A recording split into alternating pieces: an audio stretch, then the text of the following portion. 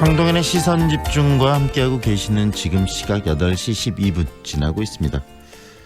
이 내년 2020년을 역학으로 분석한 2020 운명을 읽는다라는 책이 출간이 됐는데요. 이 역학이라면 동양의 오랜 또 빅데이터 분석법이 아닌가 싶습니다. 운명이 시대의 흐름을 읽는 또 중요한 지표가 될 수 있다라는 이야기도 있는데, 이 책 2020년 경자년 대한민국의 국운을 어떻게 전망하고 있는지 책의 저자와 직접 이야기를 나눠보도록 하겠습니다. 전주우석대학교 김두구 교수 연결합니다. 안녕하세요, 교수님. 네, 안녕하세요. 우석대학교 김두규입니다. 네, 2020년 운명을 읽는다. 어떻게 보면 내년 이 대한민국에 있어서 굉장히 중요한 해이기 때문에 책이 갖고 있는 의미도 굉장히 클 것 같습니다. 이 책을 출간하게 된 이유부터 들려주시겠어요? 네, 해가 바뀔 때마다 수많은 정부, 부처, 연구원이나, 그럼 혹시 대기업 연구자들 또는 학자, 패널들이 해마다 그의 운세를 예측합니다. 네. 경제는 어떻고 정치는 어떨고. 그런데 결과론적으로 보면 맞는 것만큼 틀린 것도 더 많았습니다. 네. 그러니까 소위 말하는 학문적인 접근이 한 해의 운세나 운명을 해석을 한다 할지라도 많은 부분이 틀린 부분이 더 많다라는 거죠. 이 틀린 부분을 어떻게 그러면 다시 한번 맞춰볼 수 있겠느냐. 이것을 술수, 즉 역학으로 풀어보자 하는 것이 이 책의 핵심 의도였죠. 네. 이 분석을 하는데 분석의 어떤 기본 데이터와 이 기준 자체를 좀 다른 방식, 지금 우리 동양에부터 내려온 역학을 가지고 한번 분석해 보자. 이게 지금 이 책을 쓰게 된 기획 의도, 이유라는 말씀이시네요. 네, 그렇습니다. 네. 네, 그렇다면 우리들이 쉽게 이야기하는 사주라고 이야기하는 이 역학 이론에 대한 이해부터 짧게 좀 설명을 해주셨으면 좋겠습니다. 역학이란 어떤 겁니까? 예, 역학이라는 건 이제 일종의 세상이 항상 바뀐다. 바뀜의 기본 전제는 시간과 공간을 전제합니다. 시간이 바뀌고 공간이 바뀌면 네. 거기에 사는 집단들의 공동체 또는 개인의 운명도 바뀐다는 걸 항상 전제합니다. 그렇기 때문에 역자가 바뀔 역자입니다. 네. 그래서 끊임없이 변화한다라는 것을 전제를 하는 것이죠. 그런데 이제 학문적인 학자들은 대개 어떤 것을 일단 정지된 상태에서 어떤 사물을 해석하려고 합니다. 네. 근데 반면에 역학은 항상 변화의 관점에서 해석을 하려고 하는 것이죠. 네. 특히 이제 사주 이론은 예컨대 한 개인이 태어날 때 해와 달, 이걸 음양이라고 합니다. 네. 그리고 땅, 지구, 그다음에 주변에 목성, 화성, 금성, 수성, 이러한 별들의 어떤 기운을 받는다고 하는 것을 전제합니다. 네. 그래서 매 순간마다 태어난 사람들의 운명이 다를 수밖에 없죠.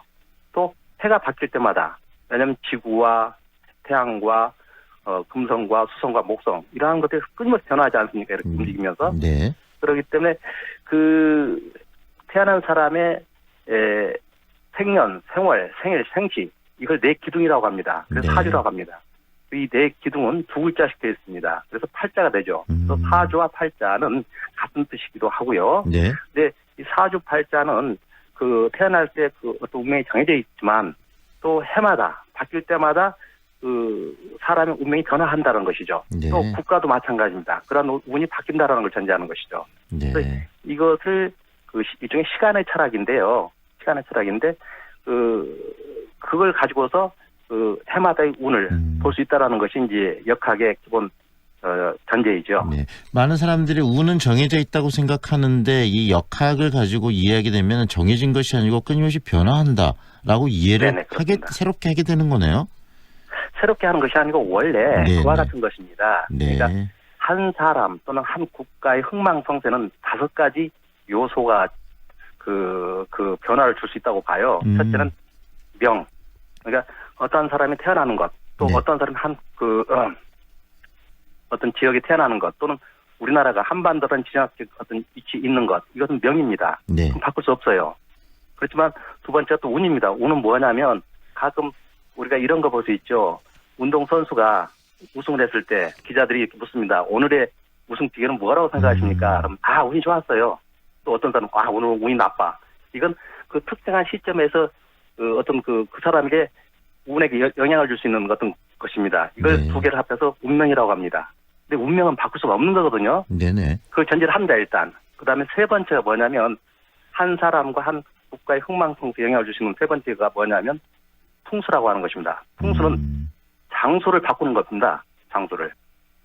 그러니까 내가 성공하려면 성공할 수 있는 곳으로 가야 한다는 것이죠.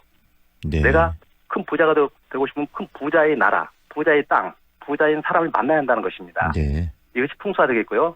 네 번째는 음덕을 쌓는 것인데 이건 뭐냐면 인맥, 관계를 잘 맺는 것입니다. 네. 내가 좋은 친구들 많이 사귀면 그 좋은 친구 덕분에 내가 훌륭하게 될 수가 있죠. 내가 나쁜 친구들 만나게 되면 내가 나쁘게 될 수밖에 없죠. 네. 그 다음에 다섯 번째가 뭐냐 공부입니다. 공부 잘하면 성공할 수 있죠. 그러나 공부도 타고난 것입니다. 마음대로 할 수 없는 부분이 있어요. 네네.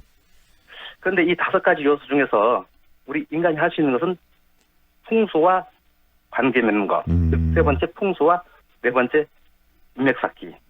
이것을 어떻게 할 수 있느냐 하는 것이 바로 사주와 풍수, 역학의 핵심 이야기 전제이죠. 담고 있는 내용이라는 말씀이신데 그렇다면 교수님 이번에 쓰신 이 책에 어떤 내용을 담아내신 겁니까?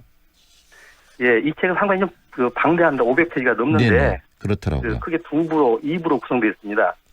1부에서는 2020년 경자년 대한민국 운세와 전망, 그리고 주변 강대국 지도자, 즉 우리 문재인 대통령, 네. 김정은 위원장, 트럼프 대통령, 이런 또는 아베 총리, 이런 사람들의 어떤 그 행동과 또는 그 결과에 따라서 우리나라와 국민에 영향을 주지 않겠습니까? 네네.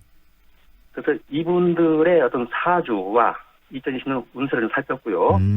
또 내년에는 4월 15일 국회의원 선거가 있습니다. 네. 굉장히 중요하죠. 우리 국가에 있어서.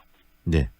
어떠한 국회의원을 뽑느냐에 따라서 우리나라 운명이 달라지지 않겠습니까? 네. 그래서 이제 내년 4월 15일 국회의원 선거의 당일에 어떤 운세, 누가 강할 것인가, 누가 약할 것인가, 네네. 이런 것을 좀 이야기했고요. 네. 또 내년 7월과 8월에 도쿄 올림픽이 있습니다. 그러면 우리나라 경제에도 상당히 많은 영향을 끼치게 되겠죠. 네. 하다못해 치킨집 또는 생맥주집까지도. 그리고 또 도쿄 올림픽을 통해서 이제 스타가 탄생할 수 있겠고요. 네. 그러한 어떤 운세. 그다음에 내년에 공무원을 6만 명 이상을 뽑습니다. 네. 역대 최고의 어떤 수치인데요. 그러면 이게 일종의 과거 급제가 되는 거겠죠. 네네. 젊은이들이 많이 그런 과거 급제 응시할 수 있는 기회가 되는데 내년에 어떠한 분야 또는 직종으로 가면 좋을까 이러한 걸 다뤘고요. 또 내년 또 수능고사가 해마다 반복되지만 수능고사 때 당일에 운세는 어떠할 것이냐 이러한 네. 것을 또 이야기했습니다.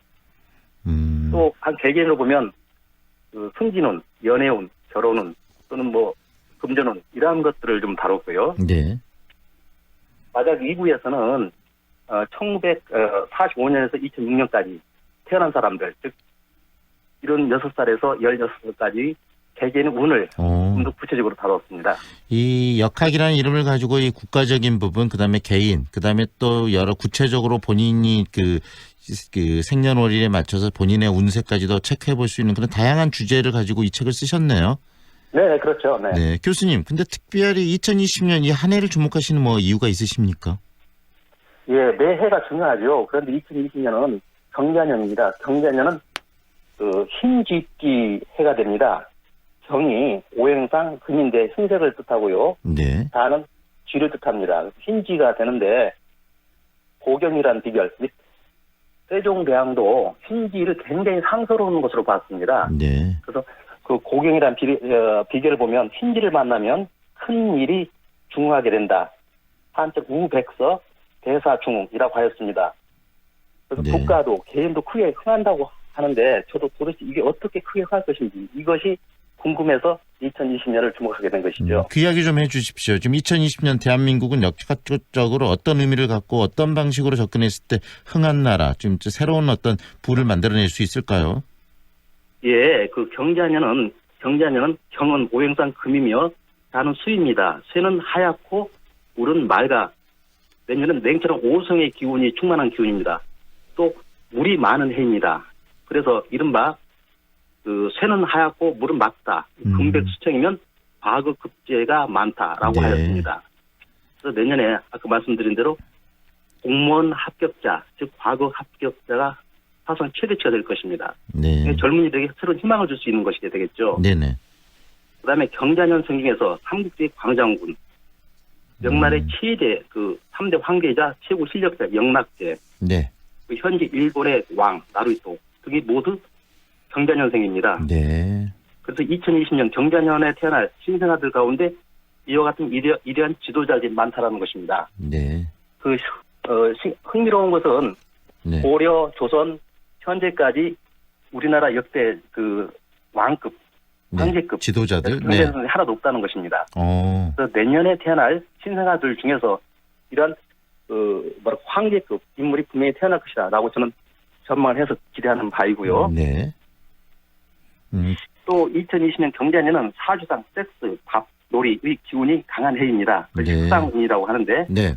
여성의 몸을 옥지어 온 모든 것들 예컨대 브라지어, 팬티 이러한 것들이 퍼스펀지는 노브라, 노팬티 운동도 심해질 것이고요. 새로운 어떤 변화와 개혁적인 부분들, 그다음에 어떤 네네. 그런 활동들이 더 왕성해지고 문화적으로도 더 발전하는 그런 경자년이 될 수 있을 것 같은데. 그렇죠. 완전 자유분방한 어떤 그런 것들, 그런 것이 이제 방탄소년단 같은 K-팝 활동, 즉 놀이문화가 더 왕성해질 것입니다. 네. 교수님, 그리고 내년에 네네. 총선 이야기도 하셨는데 총선을 앞둔 사람들 정치적으로 어떤 정치인들이 내년에 각광을 받을까요? 기운상.